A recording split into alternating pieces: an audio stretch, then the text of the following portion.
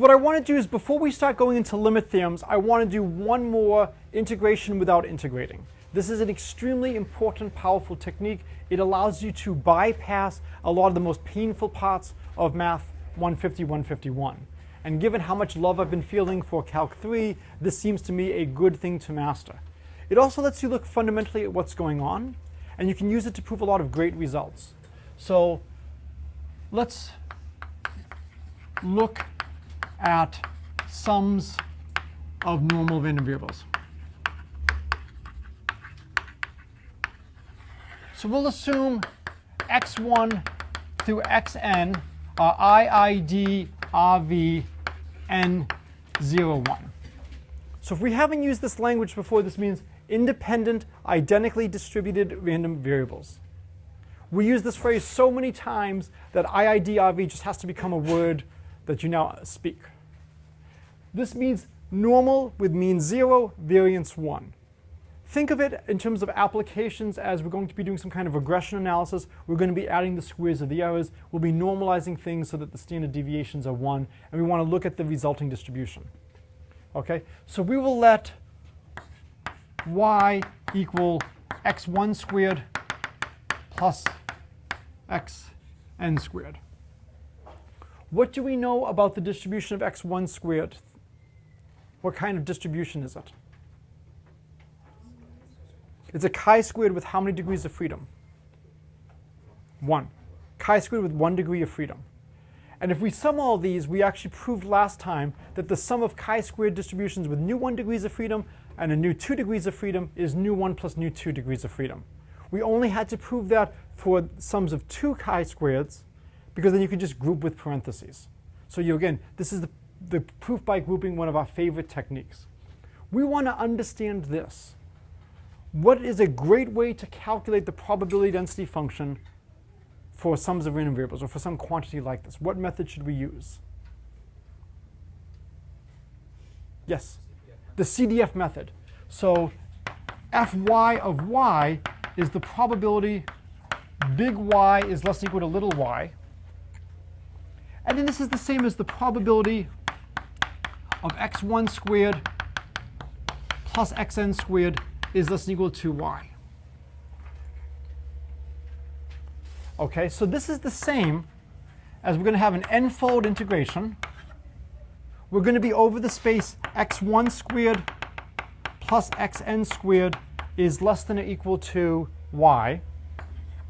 All of these are normal 0, 1.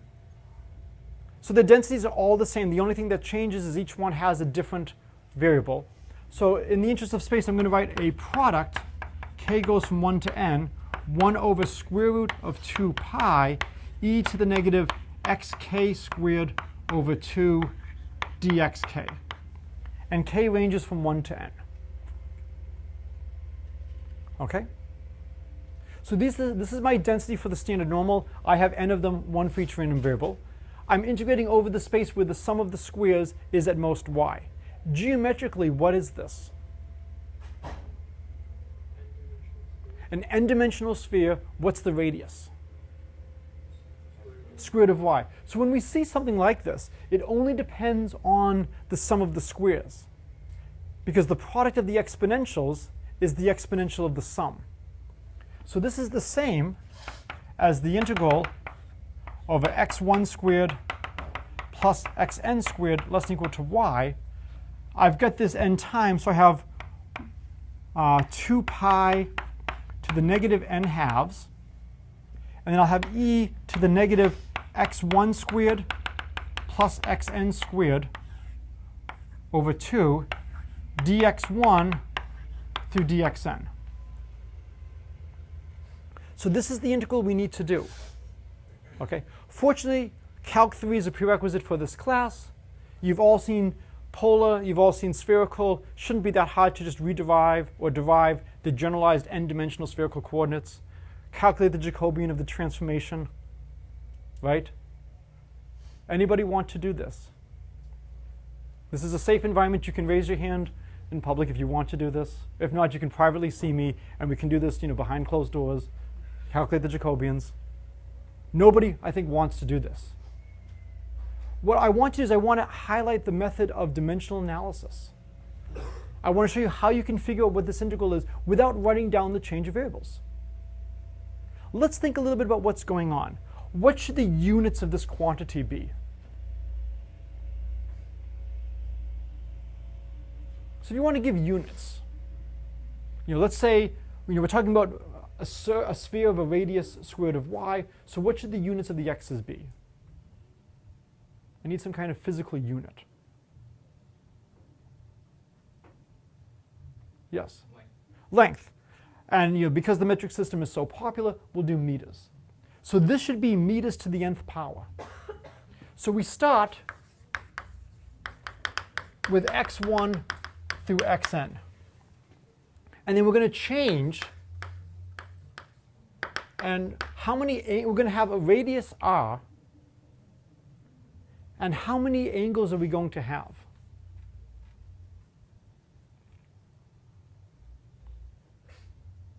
So how many angles will we need? n minus 1, theta 1. I know in your books in Calc 3 they have sometimes thetas and phis. Let's just use theta for everything. So we need to figure out the change of variables. So we're going to get each xi is going to be some function of r theta 1 through theta n. Joy. Gets even better. Then we get dx1 through dxn is going to be some function, let's call it g of r theta 1 theta n minus 1 dr d theta 1 d theta n minus 1. So it seems like to make progress, we kind of need to know these change of variables. We need to calculate the Jacobian.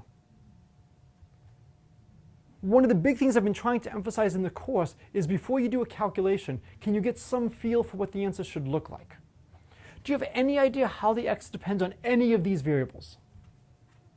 Is there any variable that you kind of understand how it depends? R. So how would it depend on r? If I double r, what happens to xi? It should double. If I triple r, what should happen? So let's just remove r from inside. So we'll call it, and let's just pull the r outside. We know it has to have that shape. Let's think about how the volume element is going to change. These angles are not in meters, they're unitless. How do I get an angular measurement into a length? What do I multiply by? By length. What's the length that's going to come into play? Only one quantity here captures a length. It's r. We can figure out what the r dependence has to be by dimensional analysis. This has to be meters to the n. We've got a meters from the dr, but we don't have anything from the thetas. So this has to look like some function. We can remove the r dependence.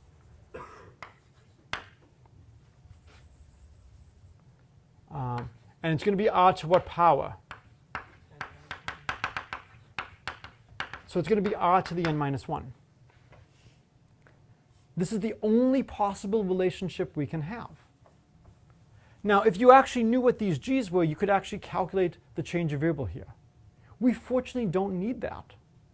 And let's see what we get. We get fy of y is equal to the integral. Well, now, the region x1 squared plus dot dot dot plus, this is defined as just the radius goes from 0 to what? Square root of y. And then theta I does what it needs to. Whatever the bounds of integration for theta I are, that's what they are. Maybe the bounds depend on each other. I don't know. However they are, they are. Now let's look at the function. We have 2 pi to the negative n halves. What's the exponential in our new generalized spherical coordinates?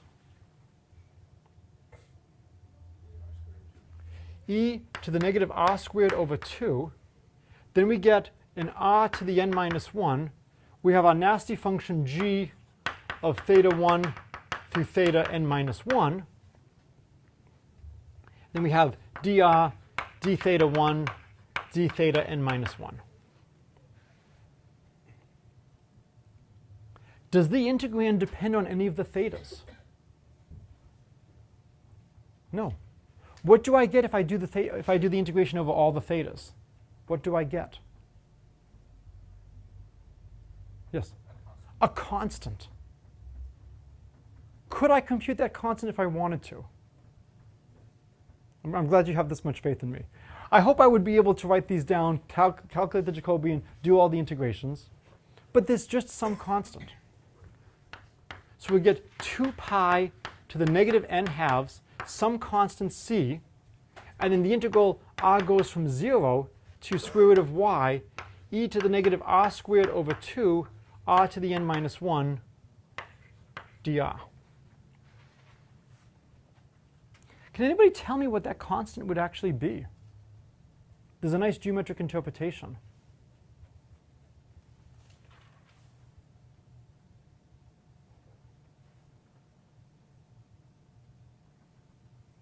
Yes. Yeah, it's going to be the generalized surface area of the n-dimensional sphere. So I don't know if you've seen this before. Let's see if the camera will swivel. So as an aside, so if I start off with the circle, I have the perimeter, 2 pi r, and the area pi r squared. What's the relationship between the two? They're the derivative. If I go to a sphere, I have the surface area, 4 pi r squared, and I have the volume, 4/3 pi r cubed. What's the relationship? Derivative. d by dr.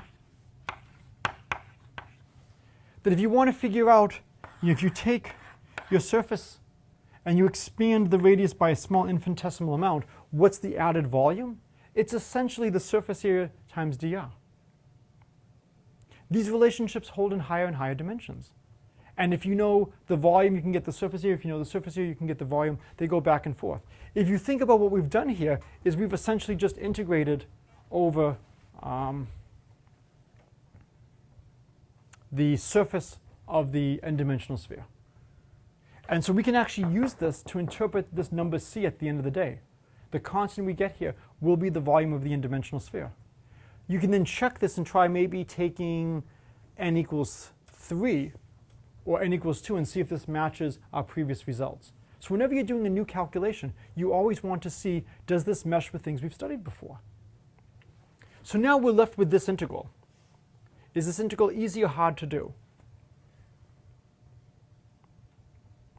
What do you think?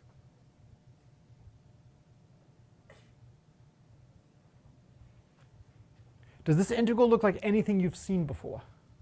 Yes. What does it kind of look like? I'm sorry? The moments of... Yeah, it looks like the moments of a normal distribution. But unfortunately, the normal distribution, we have to go from 0 to infinity and double. We're only going to the square root of y. But it's going to be related to that. What function looks a lot like this? The gamma function. Now, the gamma function is going to be e to the minus r, not e to the minus r squared over 2. So what we would have to do is we'd have to do a change of variables, let u equal r squared over 2, and do a lot of algebra. Can we do this and reduce this to a gamma function? Yes or no? I claim no. Why will this not be a gamma function if we do changes like this? We'll get the right exponential, we'll get r to a power. What goes wrong? Why is it not a gamma function? Yes? It's not going to infinity. You're doing, or we're doing, the most classic blunder possible. In the history of movies, what's the most classic blunder? Seeing who knows cultural movies. Thank you. Whoever said that first, email me for cultural extra credit. Right. Never get involved in a land war in Asia. Don't cross the Sicilian when death is on the line. And for probability, never integrate a function that you're going to immediately differentiate. This is the cumulative distribution function. what are we going to do to the cumulative distribution function? We're going to differentiate it. There is no need to integrate this function, right? So rather than spending time figuring out what is the integral of this function and then differentiating it, let's just accept the fact that we're going to differentiate it immediately, and we get that the density of our random variable y, evaluated at square root of y, it's going to be 2 pi to the negative n halves. Now we've got to be a little bit careful. If this is the integrand, we have to take the integrand at square root of y and then take the derivative. So it's going to be a chain rule. So we'll get the integrand at square root of y, and then we have to take the derivative of square root of y. If you want to write it the long way, you could say e to the negative r squared over 2 r to the n minus 1. Let's call that h of r. And we will get h of square root of y minus h of 0. And when we take the derivatives, the h of 0 goes away. And when we take the derivative, we'll get little h of square root of y, and then the derivative of square root of y. So we have to remember with the chain rule, we have a square root of y derivative that comes out at the end. So when we plug that in here, we'll then get integrand at square root of y. Oh, life is good, right? We have a square root of y and we have an r squared. We get an e to the minus y over 2. Now we have an r to the n minus 1, so this becomes a square root of y. So we get a y to the n minus 1 over 2. And now we have the derivative of square root of y, which is 1/2 y to the minus 1/2. So when the dust settles, we get that this is equal to the 1/2 can come over here. We can get 1/2 2 pi to the minus n halves, e to the negative y over 2, y to the n halves minus 1/2 minus 1/2 is n halves minus 1. Where have we seen this density before? This part over here should be familiar. Where have we seen this? It's a chi-squared. Which chi-squared? Oh, I dropped the c, I'm sorry. Which chi-squared is this? You have to tell me how many degrees of freedom. It'll be n degrees of freedom. So the variable part is a chi-squared with n degrees of freedom. Therefore, the normalization constant must be what we need to make it a probability distribution. This has to integrate to 1. So c has to be whatever we need to get the right normalization constant. Thus, c is now fixed. We know what the normalization constant is of a chi-squared with n degrees of freedom. We know what we have here, we just solve. So I'll leave the rest of the algebra for you to finish. Okay? Yes? Are we looking for density at square root of y or at y? At y. But when we were interpreting this, when we switched into generalized spherical coordinates, it was a circle, it was a sphere of radius square root of y. Did I? Right, so the radius goes from 0 to square root of y. Because we have x1 squared plus xn squared is thus equal to y. So the radius is square root of y squared. So that's why r runs from 0 to square root of y, not 0 to y. Yes? I think then, so why are we evaluating the PDF at square root of y?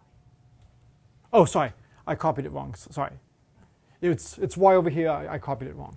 It should be the PDF at y. Thank you. Yes. Could you just briefly explain the rationale for using the CDF method? Sure. So I want to just recap what we're doing and why this works so well. So, to me, the CDF method is one of the most powerful techniques we have in probability. This is why I want to show it to you again and again and again as to how powerful this is. Integration is hard.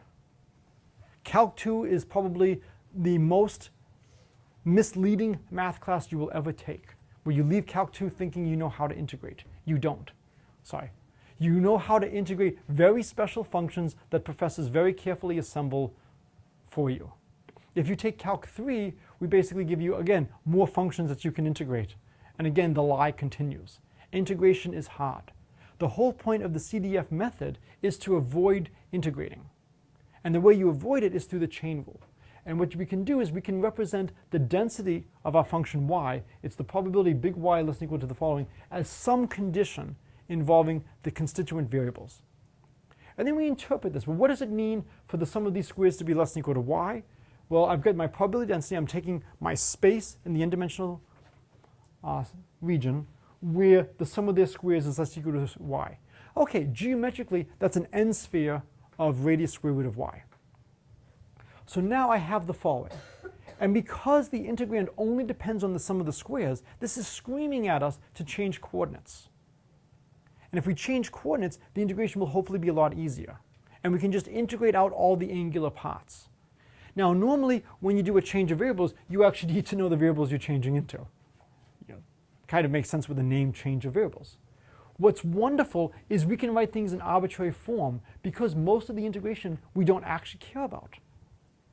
It's going to just be some constant. There's no angular dependence.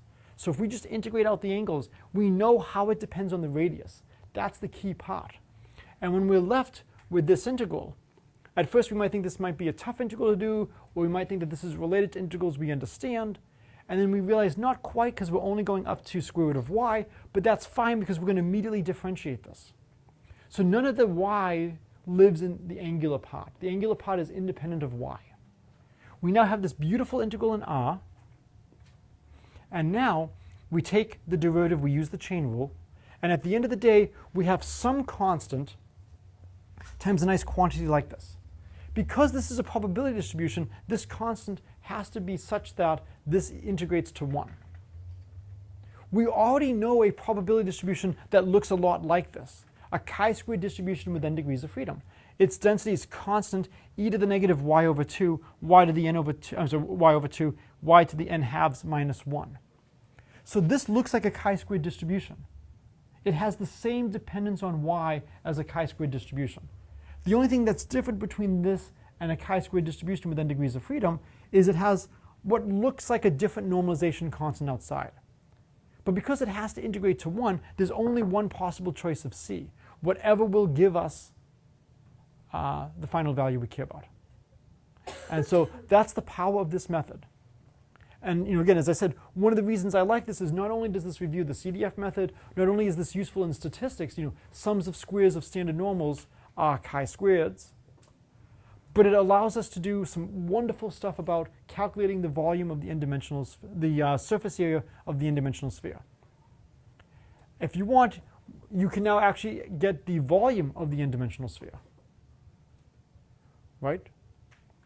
What's going to be the radial dependence for the volume of the n-sphere?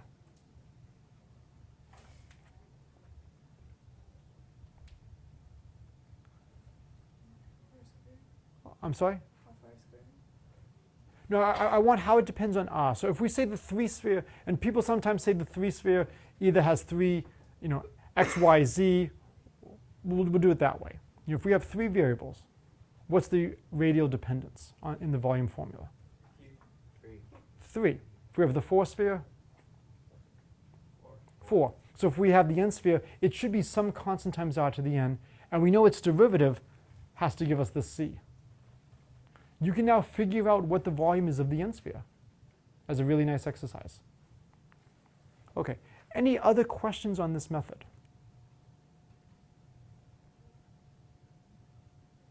Okay, what I want to do now is I want to shift now gears completely and move into the chapters on limit theorems.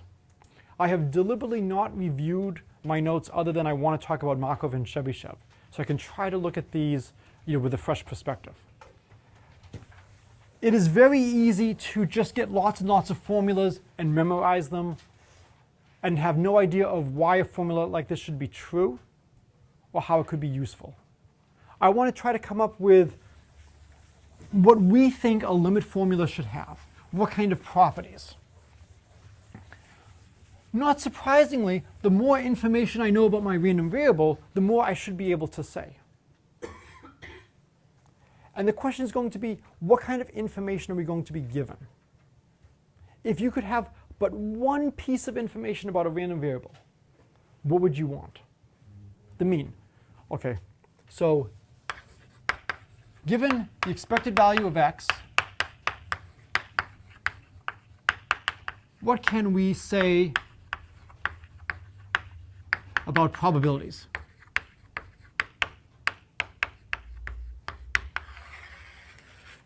This is such a general, vague question that we're not going to be able to do too much. Let's talk about probabilities of unlikely events. Okay?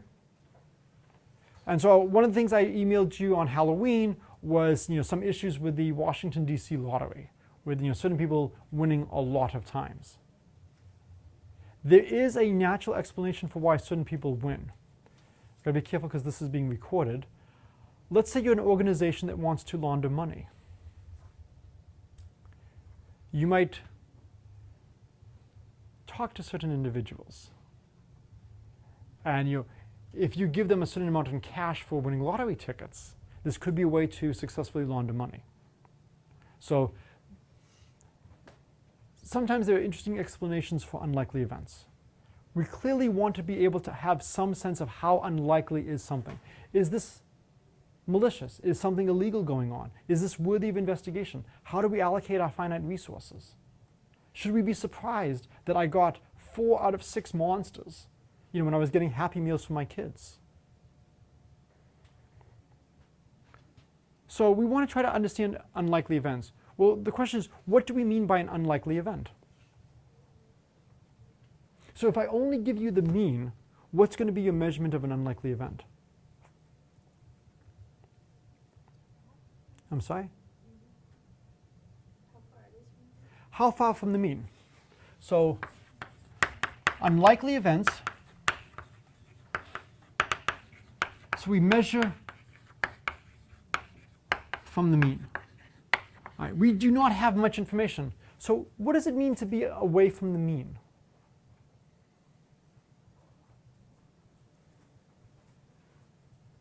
So let's say the expected value of x is 5 meters.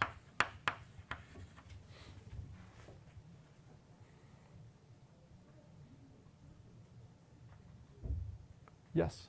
Don't you need some sort of distributional correlation? That would be wonderful if we had it, yes. It would be wonderful if we had it. In terms of things we don't have, I just realized I bought all the Halloween candy and left it that we didn't use in my house and left it in my office. I'll bring the Halloween candy on Wednesday. Or my office, yes. If you want Halloween candy, come to my office this afternoon. There's plenty of candy left. We don't have distributional information. That's what makes these questions so challenging. What scale should we use to measure distances from the mean? We don't have a variance, unfortunately. It would be wonderful, but maybe the variance is infinite. The mean, just in terms of the mean So how? difference. How many times? So we can't talk about 2 units or 3 units away from the mean. That's not a natural question because we don't have anything about variance, anything about standard deviations. The natural question is going to be multiples of the mean away when this is all we have. Measure in multiples of mean.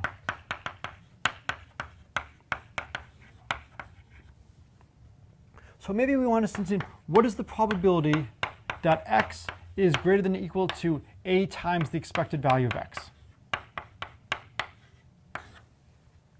And I want to understand this for different choices of a. And eventually we're going to come up with some kind of conditions we're going to need on x in order to make progress. The more general your result is, the less useful information you'll be able to get out of it. How many of you have ever done Newton's method? Okay. I know I taught this when I did Math341, so I know at least some of my students have seen this. Maybe we'll do Newton's method later this week as a great way to illustrate the power of knowing more. And the more you know, the more you can deduce. This is leading up to the central limit theorem. As we assume more and more about the underlying random variables, we should be able to get better and better limit results. Most of you are never going to use these limit results in the rest of your life. I apologize, but it's the truth. What I'm hoping will be useful for you is the thought process. how do you take something like this and generate a reasonable problem? That's something that will hopefully serve you well. So what do you think we can say about the probability that x is greater than or equal to a times the expected value of x? What do you think the easiest a to study would be? 1. I think there's an easier one than 1. 0. So if you take a equals 0, you want the probability that x is greater than or equal to 0. And you know that x has mean 0. Can you say anything about this probability?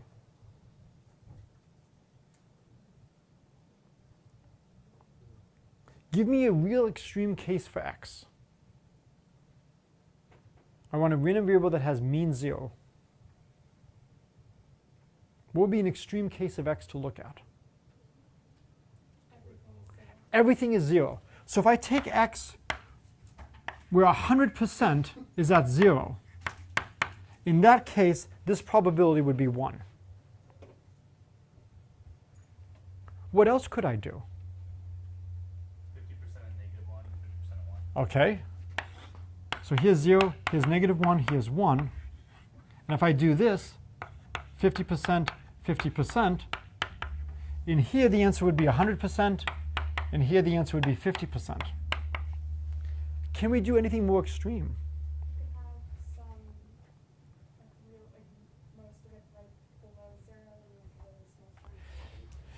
Yeah, so what we could do is here's 0, here's 1 over 10 to the 10, I don't know, put in a huge number of zeros there with a -1.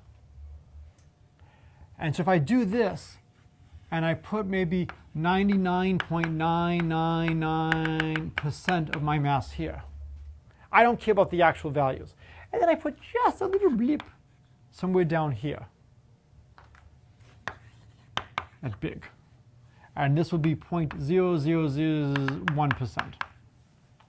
So if I do something like this, if I put this blip sufficiently far, can I make the mean 0? And what can I drive this probability down to? I can drive that probability down to 0%.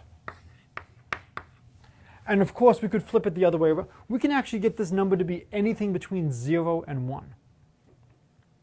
So we can't even understand what's going on at a equals 0. We're in trouble. So what I hope this is going to do is suggest to us a restriction we should take on our random variables. Can anybody give me a good restriction to assume about our random variable x? That'd be nice, but a lot of things are not continuous and everywhere differentiable. If you restrict to positive, like non-negative values. Yeah, if we restrict x to be non-negative, then all of a sudden issues like this vanish.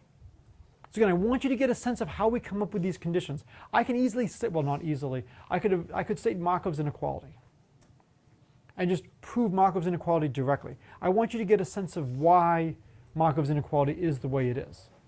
Because here, the issue is by putting a small smidgen of probability very far away and most of the probability just barely negative, I can make this probability whatever I want. And in fact, with a little bit of work, you can see you can do this for any value of a. You can make these numbers anything you want. So this suggests restrict to x greater than or equal to 0. Do you think it's a reasonable or unreasonable restriction to assume x is greater than or equal to 0?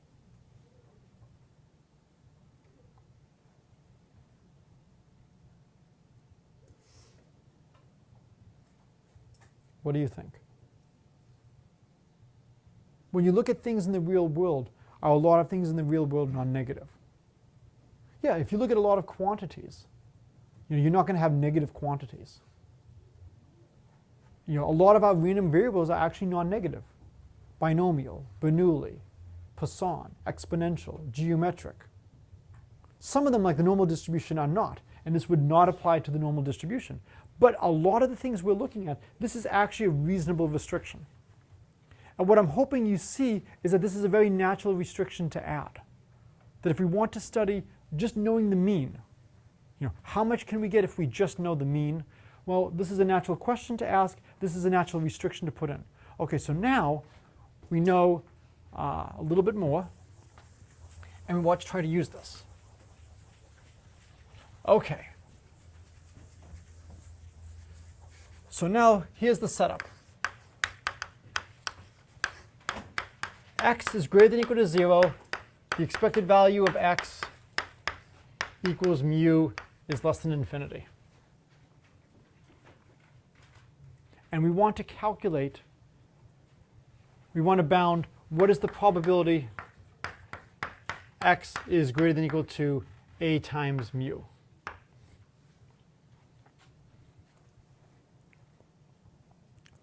For what values of a do you expect to be able to get something useful?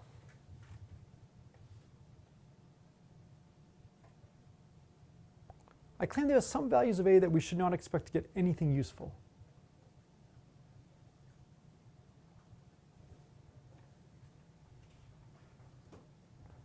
So this is, yes? At 0, it will be 1. Yeah, okay, so if a equals 0, this probability will be 1. Where else do you expect to have trouble making estimates that are useful? If a is less than 0. If a is less than, well, if a is less than 0, we should be able to estimate as 1. Yeah, it's irrelevant. It's useless. There are other values of a that I claim will also be, we do not expect to get a good result. 1. Up to 1. I think any a between 0 and 1, we don't expect good results. So you want to get a feel for problems like this by looking at special distributions. So here's 0, here's the mean. I could have 100% of my mass at the mean. And then for any a less than 1, this probability would be 100%. I could also have almost all of my probability at 0, and then a huge amount of probability very far away. So the two extreme cases would be like 100% over here, or here's 0, here's mu, like 99.9% again over here, and then way down here at something big, my small blip. And if I do it like this, if a is any positive number, this probability is essentially going to be 0 in this case. And in this case, it's going to be 100%. I can get anything in between. So when I'm trying to get a result like this, I don't expect a good result for a between 0 and 1. Expect crap or crappy result if a is less than or equal to 1. Just because I can look at these special cases and get a flavor for what's going on, I don't expect my result to be worth mentioning if a is less than or equal to 1. But as a gets larger and larger and larger, I expect to be able to do something. Could all of the probability be greater than the mean? Let's say the mean is 50, and the smallest value you ever take on is 60. Does this make sense? Right? So we know that we can't have all the probability greater than the mean, coming from values greater than the mean. It would be absurd. So we expect that as a gets larger and larger and larger, the probability that your a times the mean should be getting smaller and smaller and smaller. So that as a goes up, the probability that x is greater than or equal to a times the mean has to go down. So we're already assembling a lot of nice facts without even doing any real theory calculations. So we know the following. 1. Useless if a is less than or equal to 1,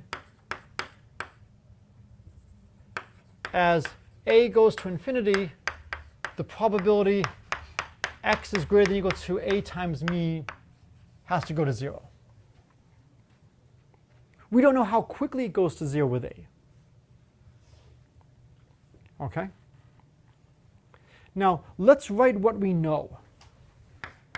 What is the only thing we know in this problem? Mu. How do we write mu? 1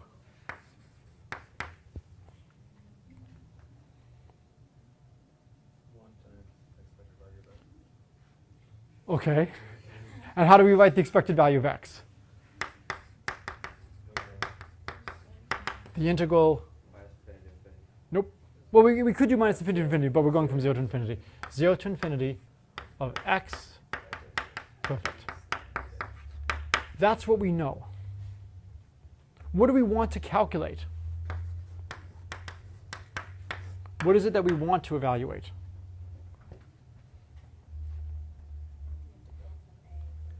The integral from a mu to infinity of f of x dx. And this is the probability that x is greater than or equal to a times the mean. I really want to emphasize how one can come up with Markov's inequality. We know this, we want this. How do they differ? So one is this goes from 0 to infinity, this goes from a mu to infinity. That's one difference. And there's an x. So what we want to do is somehow relate this to something like this. We want bounds. Well, this integral would be less than or equal to the integral from a mu to infinity x. Let's see which way do I want to do this.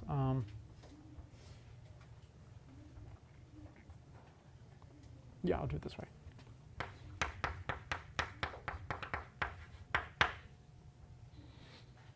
Can I just throw in an x to this integral? What? Yes. If x is greater than 1. If x is greater than 1, but all I know is x is greater than a mu. So what should I throw in? Not x, but if I throw in x over a mu, do you see how this is beginning to look like what we know? It's a very natural thing to do. It's kind of like multiplying by 1. If we multiply by 1, do we change things? No. Now, we're trying to get an inequality. If I could calculate the probability that x is greater than or equal to a times mu for any random variable x exactly without knowing what the distribution is, I would not be here today. I would be in enormous demand, and I would be traveling the world over calculating probabilities. We do not expect to get an equality. We expect to get an inequality. So if we have an x here, we want to replace this with something that looks a lot like this, but is a legal replacement. I want to just put in an x. I could multiply by x over x, but then that wouldn't be useful. But we know that x is greater than or equal to a mu in this region of integration. The next step is I want this integral to look a lot like that integral. What should I do now? So I can pull out the 1 over, and I claim there's something else I can do.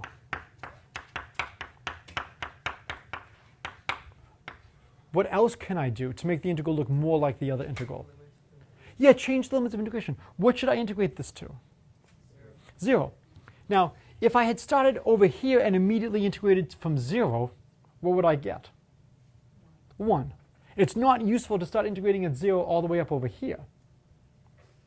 But at this point, I've now made my substitution. I've put in x over a mu. This is always going to be greater than or equal to 1. In this regime, is x over a mu greater than 1 when I go from 0 to a mu? Is this ratio greater than 1 or less than 1 in the region of integration I've added?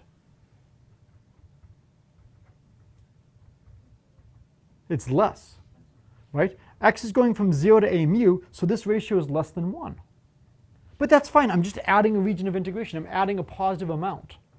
The key thing is, in the region I care about, I've only inflated things, or potentially inflated things. What does this integral equal? The expected value of x. And I divide by a mu. So this is equal to 1 over a mu times mu, which is 1 over a. And this is now going to be Markov's inequality. So now we can state it. Let's see if this is. So Markov's inequality. So x is greater than or equal to 0.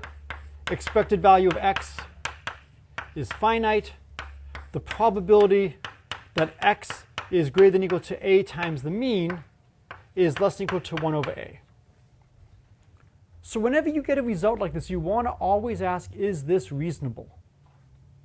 First thing, is the probability non-negative? Yes. Does the probability go to 0 as a goes to infinity? Yeah. What if a is less than 1? What do we get?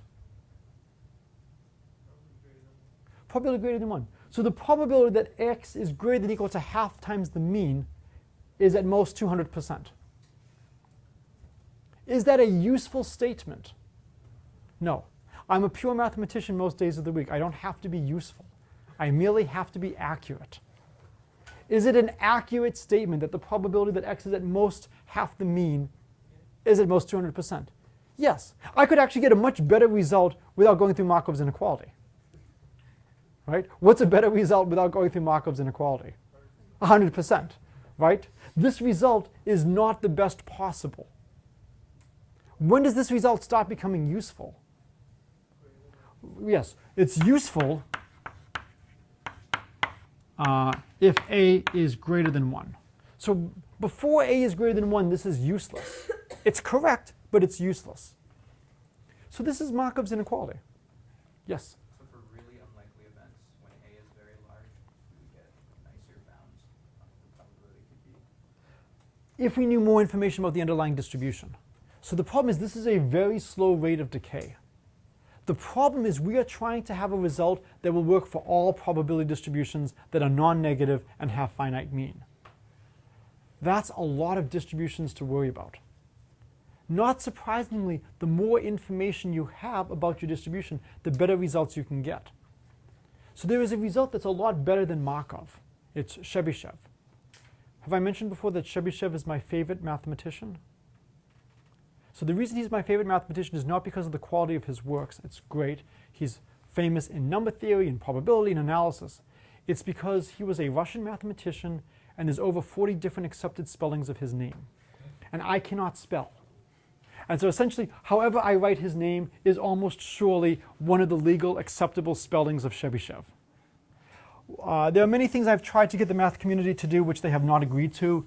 One of them is to spell different theorems of Chebyshev different ways, so that when you see it, you would know immediately which Chebyshev theorem you're talking about. You know, the Chebyshev polynomials, the Chebyshev's inequality, there's Chebyshev's bounds towards the prime number thing. You know, there's so many different things that come up. Spell his name differently. What is the next piece of information you would like to have? You know, if you could have one more piece of information, what would you like to know? The variance. So what if you know the expected value of x, which is mu, and the variance of x?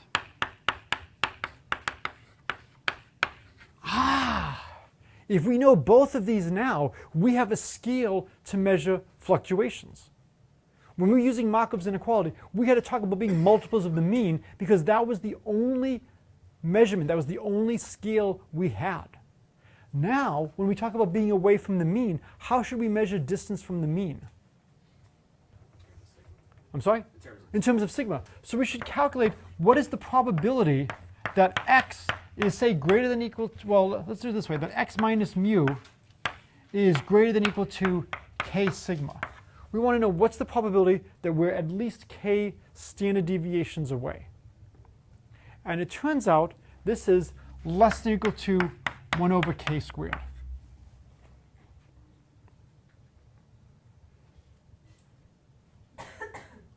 Okay? I'm going to let you prove, so this is Chebyshev's inequality.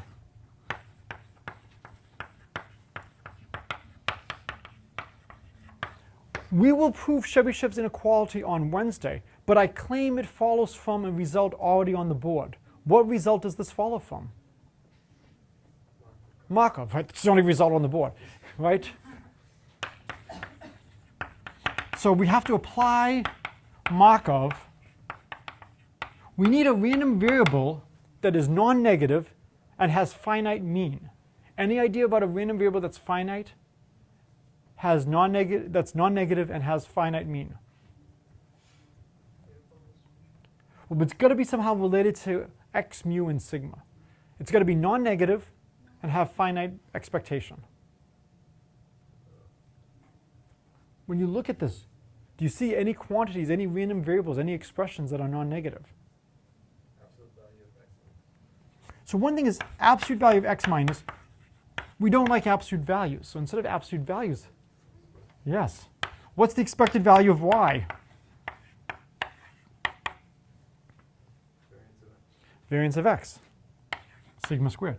So I'll let you apply this at home. Try to prove Chebyshev for Markov, applying Markov to this inequality. We'll prove Markov from first principles on Wednesday. Right? And so either